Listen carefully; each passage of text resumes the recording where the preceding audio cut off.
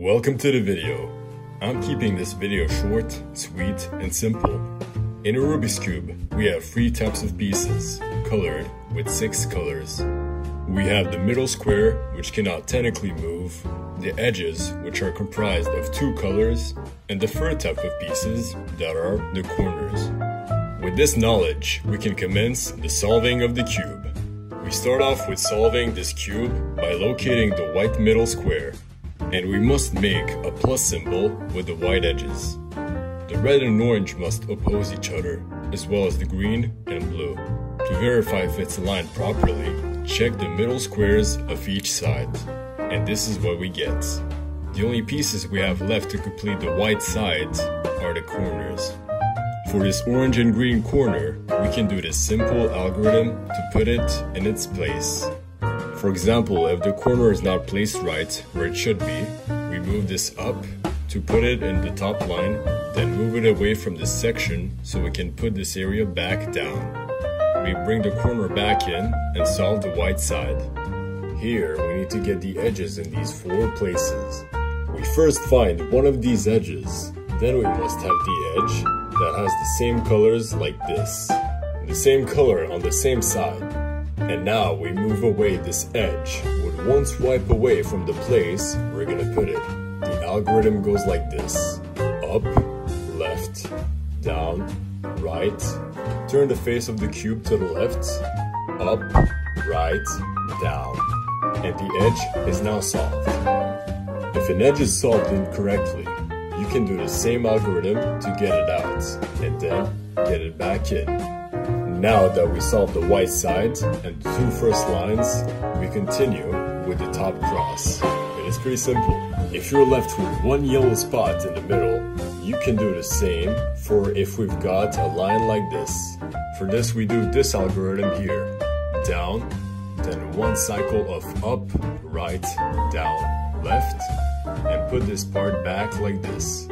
Or if you get 2 edges shaped like this, we get 2 of these to move down, and again up, right, down, left, and put it back. After completing the top cross, we must now make the colors of each of these edges match.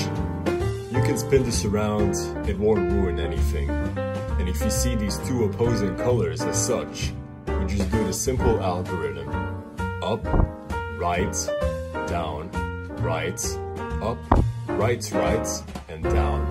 And then you do this too when you see 2 that are matching, but in this spot here. Now, with the only pieces to solve being the yellow corners, we must do an algorithm to put them all in their respective place. Find a corner that is already in its place, but if you don't have one, that's alright, since you can do this algorithm: right, up, left, right, down, left, down.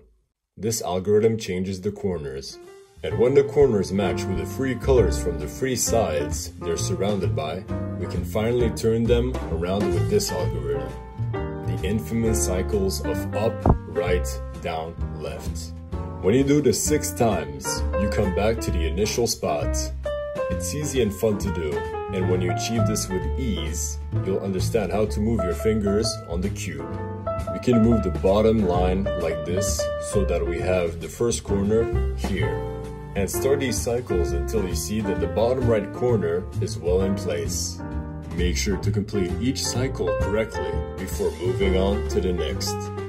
This is the beginner's method of solving a Rubik's Cube, and you do pretty well with this when you start off.